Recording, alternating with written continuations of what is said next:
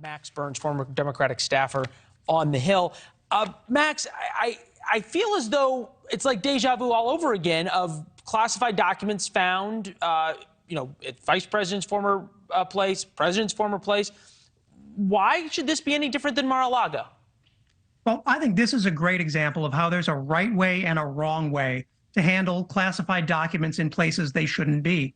You have the Biden team's approach, which was they found these documents, immediately notified the National Archives and the DOJ, made sure they were returned, and are now cooperating to make sure that there's nothing else there that shouldn't be. Or you have the Trump approach, which is to stonewall the archives for a year, lie under oath several times to federal officials about what you've turned over, and then just claim that they're your documents and no one can take them from you. There is a clear difference here. Well, I appreciate it, but that's what happened after you took the classified documents. And Democrats, respectfully, may not have much leg of a leg to stand on after Hillary Clinton's email server here, right? Well, I think what we're seeing now is that the DOJ is launching an investigation. There's no sign that anyone is trying to obstruct this. There's also very clearly no sign that the vice president had any idea those documents were there.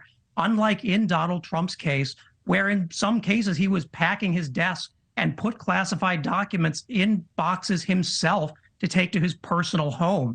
These are completely different kinds of scenarios. And the idea that they're at all similar is bizarre to me. Yeah, well, you make some excellent points. And to be fair, Merrick Garland appointed somebody to look into this, U.S. Attorney for the Northern District of Illinois, who was nominated by President Trump to be the prosecutor to look into this. And there's a federal prosecutor looking into the classified documents at Mar-a-Lago, obviously. But do you get into a situation where it becomes impossible to charge President Trump and not charge somebody as it relates to these classified documents at the Penn Biden Center? No, not at all, because at the end of the day, President Biden's team followed the law. They found documents that shouldn't be where they were. No, hold on, Max. I was with you for a while here, but that doesn't have the holding of classified documents doesn't have to do with what happens when you find them. It happens to do with when you take them. Yeah, I agree. And the difference is no one in this situation is trying to obstruct an investigation. By every measure, the White House, right, but these are two different things. The team is cooperating completely with that investigation.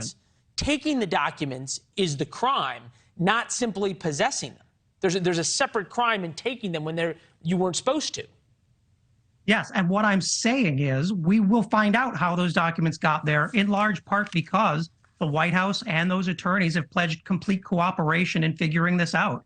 Unlike with President Trump, okay, fair enough. Declared that no one has any right to even ask the question of how those documents got there. Pledging complete cooperation, though, and telling the truth are two very different things. We can agree.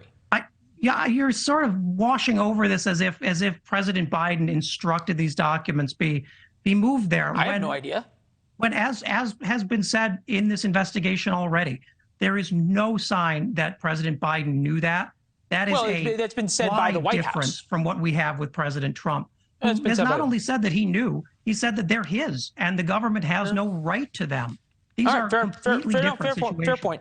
Fair point. It's why we had you here. It's a good conversation. Max, thank you as always. We'll talk soon. Thank you. Yes, sir.